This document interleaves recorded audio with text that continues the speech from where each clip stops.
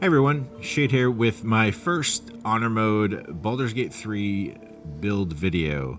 It's been a little while, sorry, things have been crazy at work, and so I haven't really had time to do much of anything but work and kind of get some of this stuff done. But I have been playing a little bit of Honor Mode offline, and I thought that I would share the team with you. I think I'm going to do 4 shorter build videos on each member of my team and kind of what roles they fill and everything. So first up is the face of the group and the main character, Shade. Shit. No. Hi everyone, Shade here with my first Honor Mode build guide for Baldur's Gate 3. It's been a little while since I've had a video. Sorry, real life is kind of crazy right now with a bunch of work stuff happening, but I figured I would release my entire party in separate videos so that you can take a look and see what I'm running in Honor Mode. This is a little while in the making, and I thought that it would be a very shitty video, so that's why I'm doing it. Hi everyone, Shade here with my first Honor Mode build guide for Baldur's Gate 3.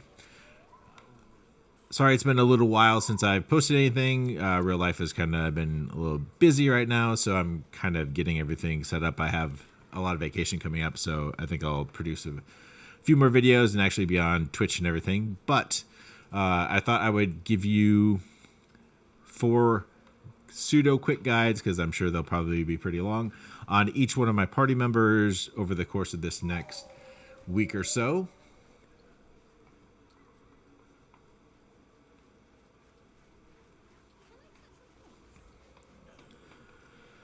So for starters, this is the face of the group. It's the leader, it's the main character, and I am currently building towards a 10-1-1 Bard. The reason I chose Bard is because they have some really, really good control spells, and in Honor Mode with the extra boss abilities and things, I felt that control was probably going to be pretty important. So having somebody able to lock down entire groups of enemies and let my DPS and also it kind of roll through them all was something that I wanted to do. I enjoy control classes. Enchanter was my favorite class in EverQuest, so this is pretty much a no-brainer for me. And I think it's time to just kind of show you how I'm building it. I'm only level 8, but I can kind of talk my way to getting to level 12. There's an item I don't have that's pretty essential to this build, but I'll talk about it when we get there. Now I gotta find withers. Excuse me. I don't know where withers is.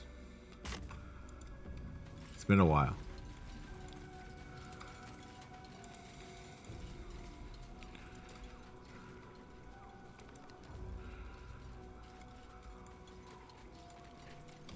Withers up here. Withers is up here.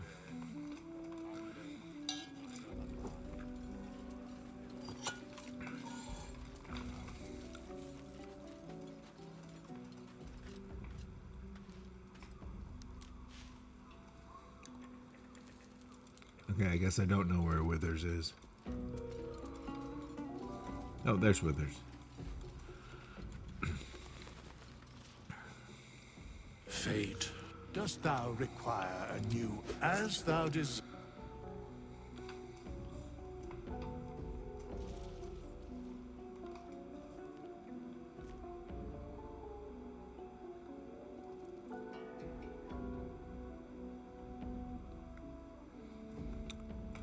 Okay. Taking it from character creation. Okay. When you first start off this character, you don't want to take anything but Bard. You want to go Bard all the way up to 7, and then when you hit level 8, you're going to want to respec into what I am turning it into. You just want to go straight up and pick swords because they have some really, really good abilities, and you kind of practice the core of what makes this build work. So once you get to level 8, you come back, and this is what you're going to respec into. The first level we take is Fighter. This opens us up to why Fighter? Oh, it gives us martial weapons. All right.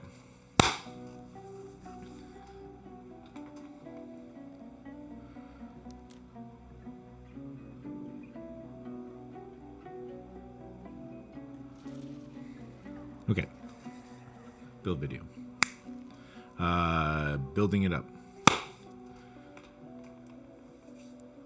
Okay, so when you first start this character, you're actually going to want to go up to Bard until you hit level 8, where you're going to respec into what I'm going to show you next. But you're going to take Bard all the way up, and at level 3, you're going to take Swords Bard to kind of start practicing the essentials of what this whole character is going to be, because there's kind of an ebb and flow that you can create that is kind of the core driving of this character, because one of the rings that we're going to use allows us to cast control spells on a bonus action.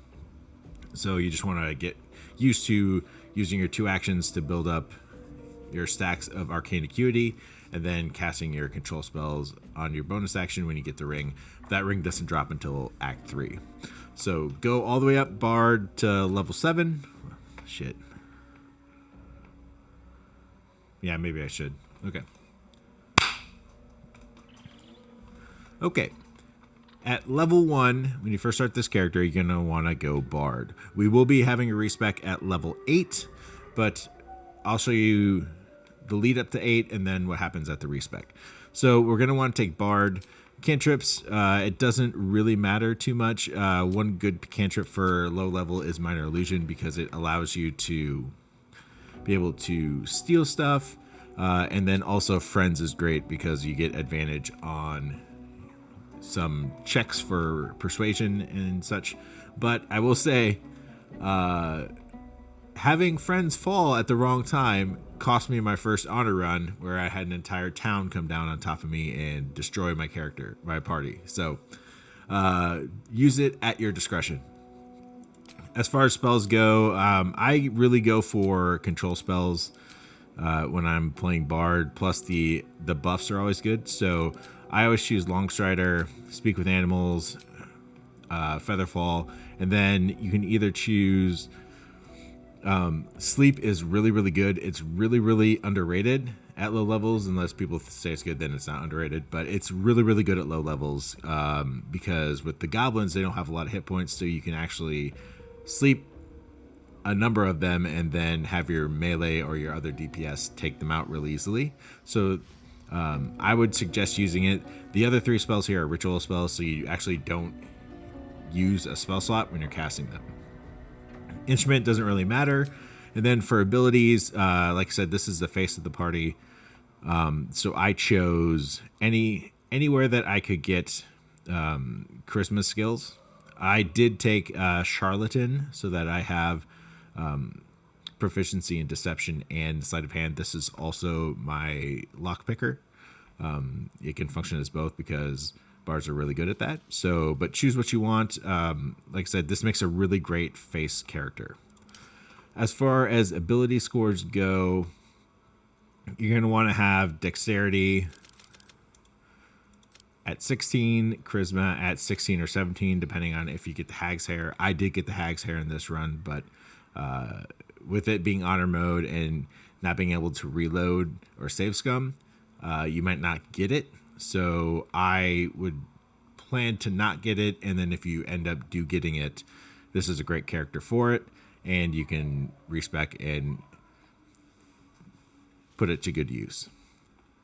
Outside of that, I would actually pump wisdom just because of the spells that other characters can cast. It just gives you extra wisdom saves, and then constitution at 14. This is what I would go until level 7. This is pretty much your ability layout.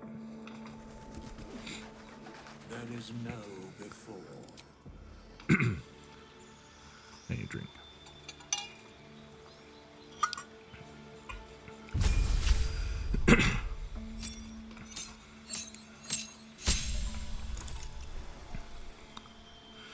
At level 2 Bard, we get Jack of all trades, and then we also get Song of Rest, so now we get an extra short rest, which is actually really good. So if you have a short rest party, like with monks and warlocks, they get an extra rest to use their abilities. And then we also get to choose another spell. You can choose Thunderwave here. Fairy Fire is pretty decent. Tasha's Hideous Laughter, I've used it a few times, but it doesn't always work. But I'll choose Thunderwave here.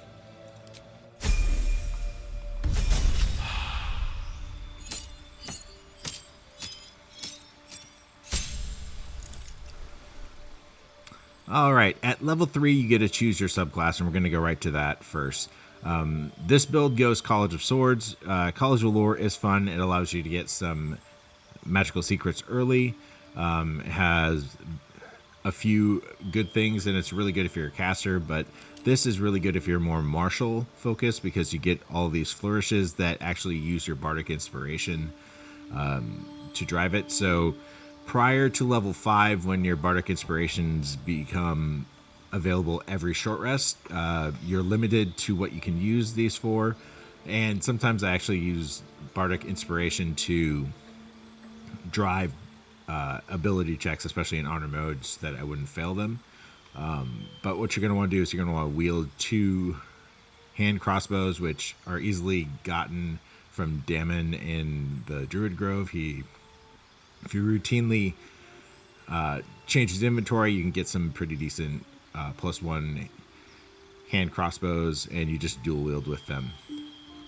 So when you choose College of Swords, you also get to choose a fighting style, and you choose 2 weapon fighting because this will basically add your ability modifier to your offhand weapon. Your ability modifier is dexterity, so it'll add that to the damage of your offhand weapon, which is why we dual wield hand crossbows.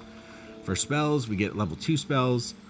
Hold Person is very good. I use it against True Souls. Most of the time it hits. I even run it on my cleric, so I have 2 of them going out, but usually the True Souls are the ones that you want to hit with this, and then just have your frontliners and damagers just take them out because it's guaranteed critical hits, and they go down really, really quickly. I also suggest that you change out a spell. Sleep is starting to fall off once you get out of the Goblin Camp, but I would change out Thunderwave and probably add Heat Metal. It does compete with Hold Person for a slot, but if you're not going up against a humanoid, if they have metal, you can use this to give them disadvantage on ability checks and attack rolls and do some damage every turn. You can also choose Cloud of Daggers for an AoE damage that just kind of sits there centered. So one of those 2 spells I would choose. We'll just take Cloud of Daggers for now. Also at Bard, you also get to choose 2 skills that you want to become an expert in. I usually do Persuasion, and because this is my lockpicker, I'm also choosing Sleight of Hand. So if I can get that off, I'll choose Persuasion because that's just the charisma check I like. But you can choose any one of your charisma-based skills, one you find you use a lot. And then I would say Sleight of Hand just for better chances at pickpocketing and opening locks.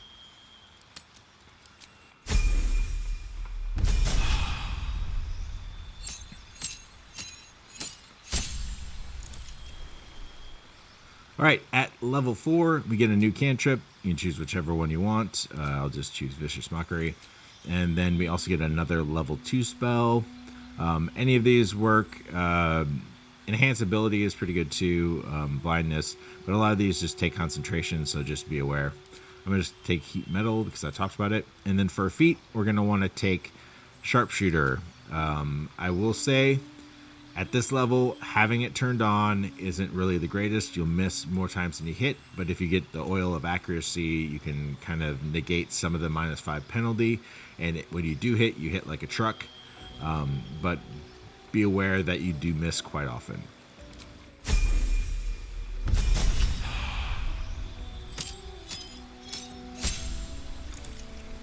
Level 5 makes things a lot easier. You get an extra step up on your die roll for Bardic Inspiration, and then you also get Font of Inspiration, where your Bardic Inspiration refills on short rest, which is great because we have 3 of them. And your level 3 spells that you're going to want to take is, number 1 is Glyph of Warding. It is hands down an amazing spell. It has a big AoE area. It does respectable damage. It also allows you to sleep multiple enemies. It's really, really great. Both the Cleric and the Bard get it.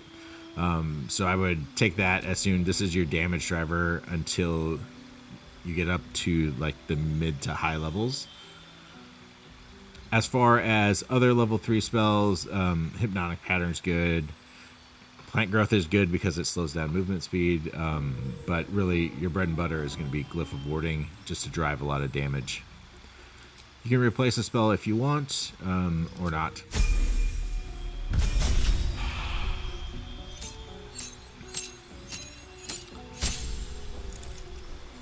At level 6, we finally get the College of Swords feature for an extra attack. So most martial classes get it at level 5. We have to wait till level 6, but it's great. You can actually use your flourishes twice around now. And since we do reset our inspiration on a short rest, this becomes pretty strong because we can unload during a fight and then take a short rest and then have everything available again.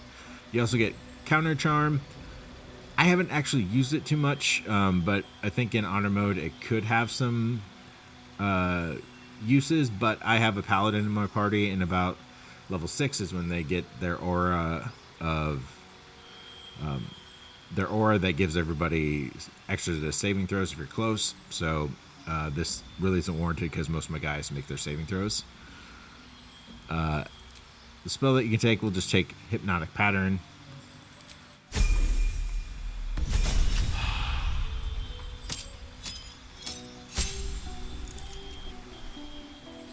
All right, at level 7, this is the last level of Bard you're going to take before we do our respec. You get access to level 4 spells. These are okay. The best one here is Confusion. It has a huge area of effect, and it does not target your party members. I believe it only targets enemies. You also get Greater Invisibility, which can be good. Polymorph has its uses as well.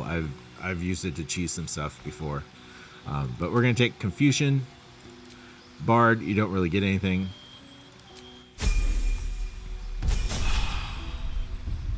Alright, we're going to go respec now.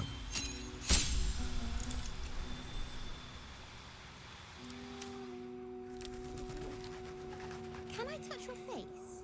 No. Fate, dost thou require a new as thou desire?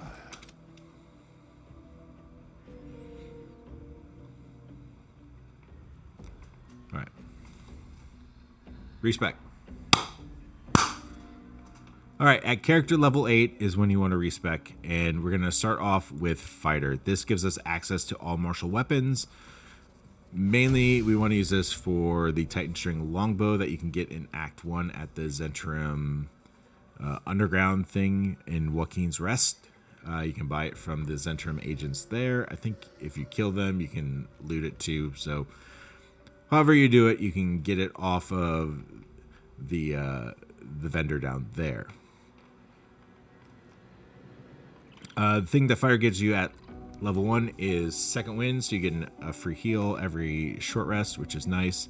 You also get to choose a fighting style. We're going to choose Archery. This will help offset the Sharpshooter negatives and give us a +2 bonus to range weapon attacks, which is really great. We don't want to do any of those. I just take as much stuff as you can. You know, we're kind of down on our luck, but we do get a chance to get a proficiency in Perception, which for my party was kind of needed. And then I just add Intimidation here. We can kind of make up with the expertise checks later on down the line. But by this time, your proficiencies are getting higher, so the couple points that you're missing from not being able to choose it immediately aren't as noticeable.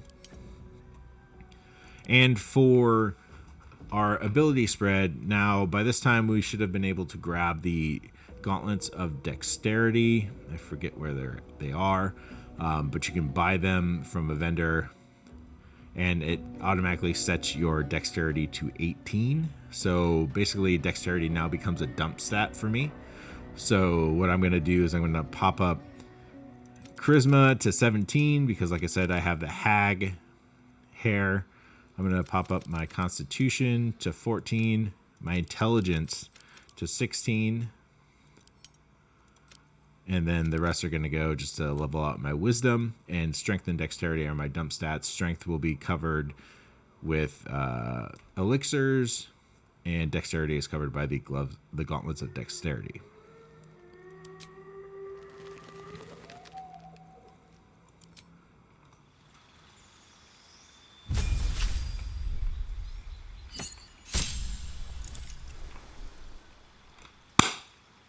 All right, so the re-level up is going to go a lot faster, but the one change is at level 2, we're going to take Wizard. This is going to allow us to scribe some spells, and because we took Intelligence, we actually have access to a wide array of wizard spells. Basically, how the spell system works in this game is any casters, you have like a global level, and if you have caster classes, if you have like a level 1 caster class, you can actually, especially wizard,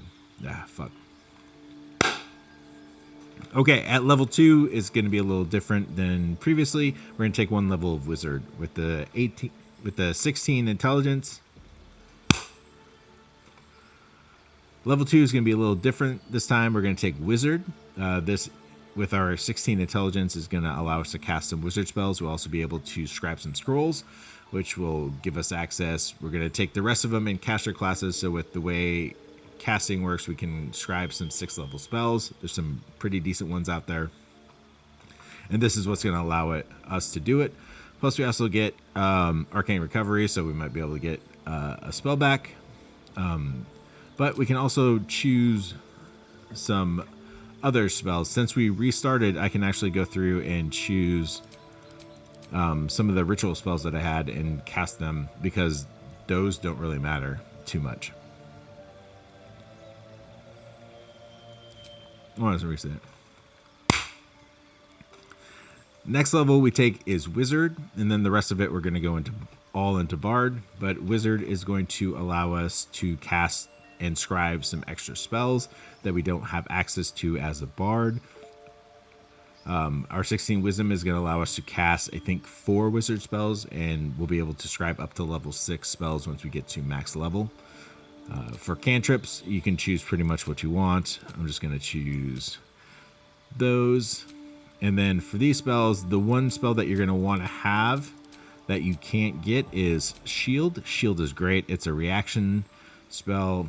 It raises your AC by 5. So it's just a really great defensive option. And then I end up choosing all my ritual spells through the Wizard because it doesn't really matter. So I have Long Strider, I have Featherfall, I do choose Enhanced Jump, Disguise Self, and then the last one can be whatever you want. It doesn't really matter because we don't cast too many wizard spells, but these are all ritual spells and we can cast them for free, essentially. So I'm just going to grab Magic Missile because who doesn't like Magic Missile?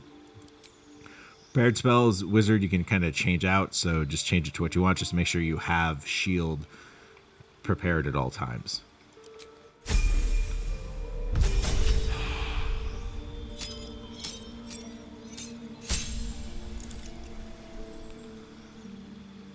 Okay, at level 3, we take our first level in Bard now, and we're gonna just kind of, I'm gonna really roll through this pretty quickly. We're gonna take Friends and Vicious Mockery, and then for spells, since we already have most of them covered, because we'll be flipping and flopping spells around, doesn't really matter too much. I actually grab Healing Word now that we're getting farther into the game, just as a backup heal, but it's something that I don't cast a lot. And then for abilities, just make sure that you choose Persuasion, or, well, Performance doesn't really do too much. There's some pretty decent performance checks, but make sure you choose Persuasion from the extra skills that you get.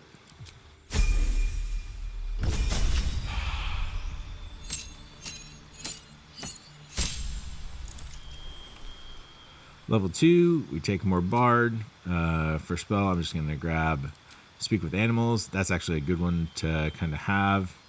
It gets you through a lot of stuff, and you can actually find out some cool things.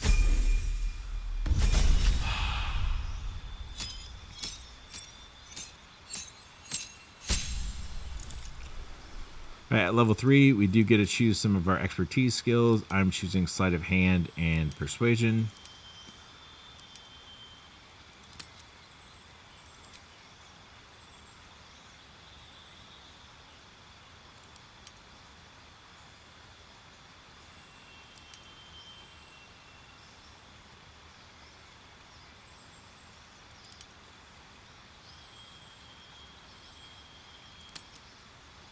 Oh, interesting. Okay. Oh, wait.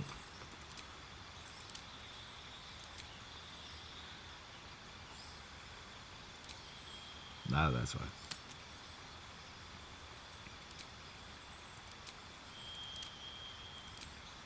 Okay.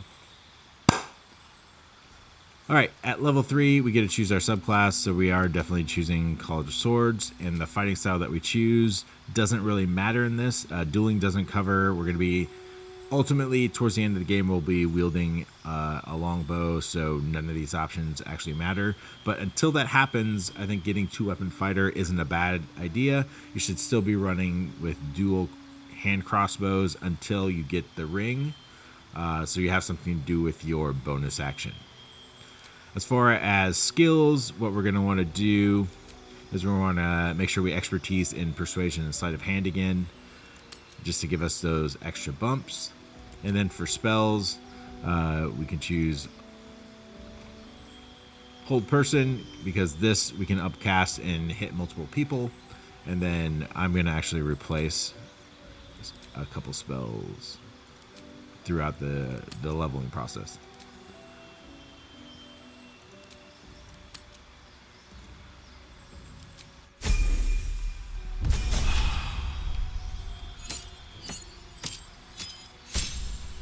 All right, Bard level 4, we're going to choose another cantrip. It doesn't really matter. Pick whatever one you want. And then we get another level 2 spell. And then for feats, we're going to want to go back down and choose Sharpshooter.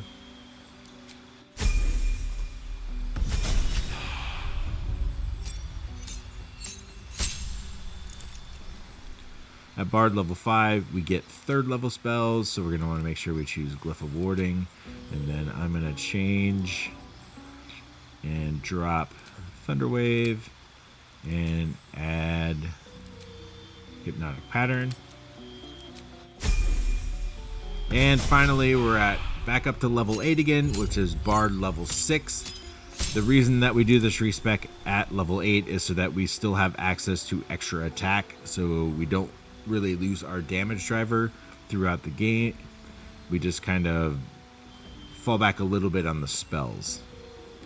But we do get to the ability to scribe to level 4 spells if you wish, because you do have a 4th level spot. The spell I'm going to choose here, we'll just take Plant Growth. That slows enemies down. I don't really want to replace anything. I'll do it when we get to level 4 or level 5.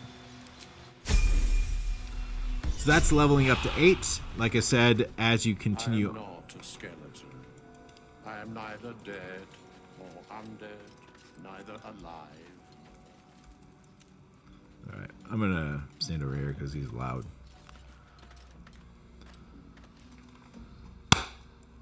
Alright, and that's up to level 8. Like I said, I'm not at max level yet. I'm going to be working on that over the next week. But we will continue all the way up to Bard level 10. That unlocks our magical secrets, which will probably take Command and something else, maybe Counterspell. Probably Command and Counterspell are the 2 spells I would take. Command is great because it doesn't take concentration. It is just a spell that you can upcast and force the enemy to do anything. It's a great use of the bonus action. And Counterspell is always just great to have as a reaction. If they're not attacking you, you can stop enemy spellcasters.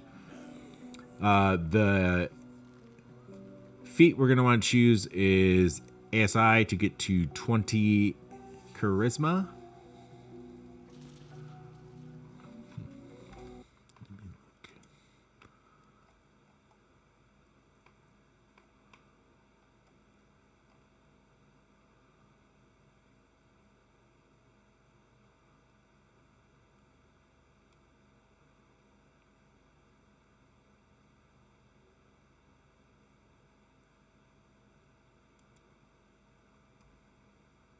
Okay. All right. And that's Bard. And that's this character up to level 8. As I said, I'm not max level yet. I'm going to get there over the course of the next week. I'm into Act 2, so the experience comes pretty quickly. But what I'm going to do is I'm going to go up to level 10 in Bard to unlock magical secrets, which I will take Command and Counterspell. Command is a great use of the bonus action when you get the Ring of the Mystical Scoundrel. It doesn't take concentration and is a great upscaled control spell. And then Counterspell is always just great against enemy spellcasters. The feat I would take is the ability increase to +2 and put that into Charisma just to give you extra Charisma. But with the Helm of Arcane Acuity, you don't really need extra DC because you kind of get it with that. So with that, let's go into the gearing that I have. Okay, this is just kind of level 8, and I know I said I wouldn't do Titan String until you get the Ring of the Mystical Scoundrel, but I chose it because I just wanted to see what the damage was, and then I sold my one-hand crossbows, so I have to see if I can find them. And with this being honor mode, I'm kind of stuck. But you want to have dual-wield one-hand crossbows until you get the Ring of Mystical Scoundrel, which you can get from the Djinn in the circus, so you basically get it right at the beginning of Act 3. But Titan String is kind of your endgame bow. This, with some strength enhancements, does a ton of damage, plus it allows you to have a free bonus action to cast your control spells.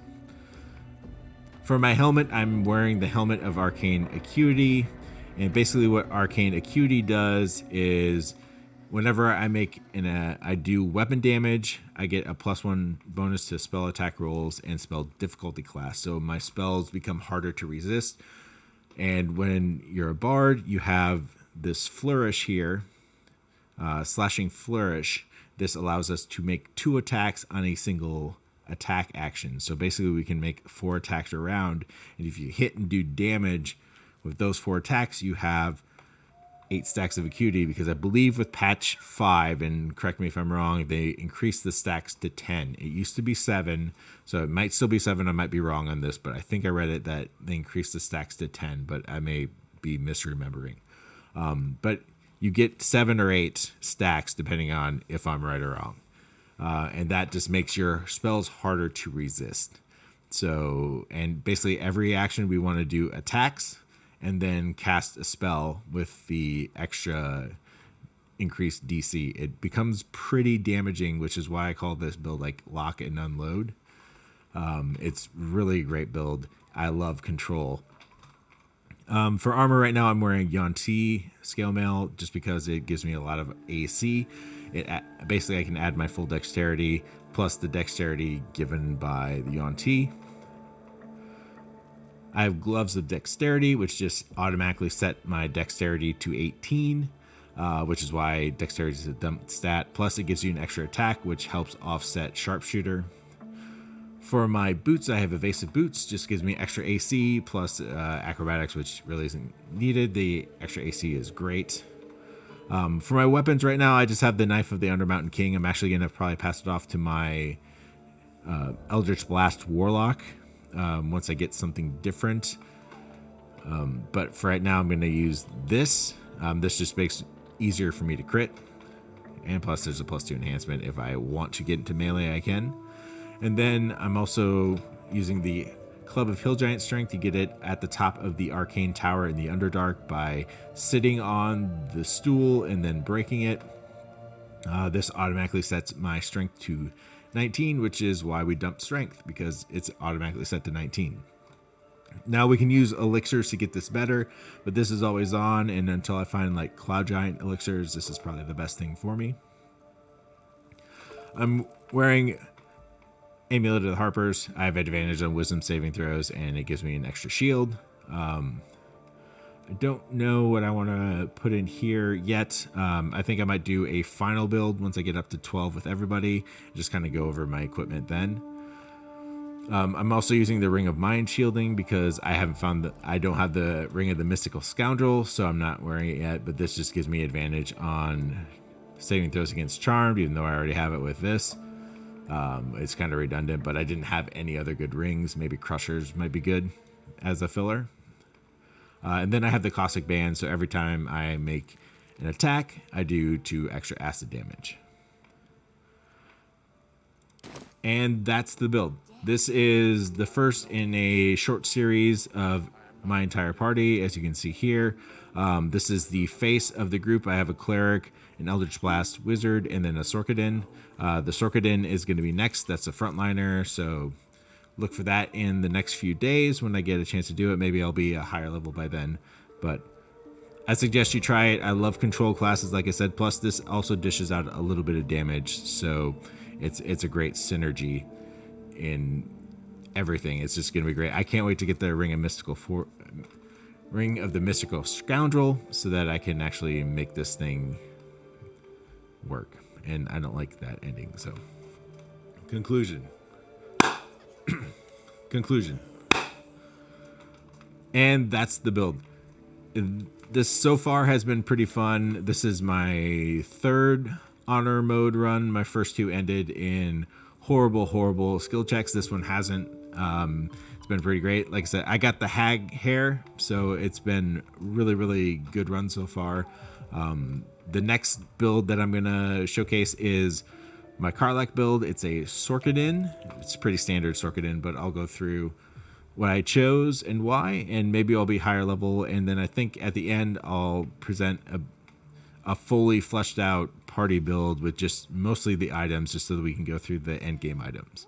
But if you liked what you saw, I'd appreciate you doing the YouTube stuff. I know I haven't been on here often. It's just a real life thing.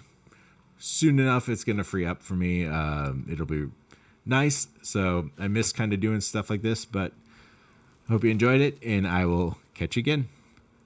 See ya.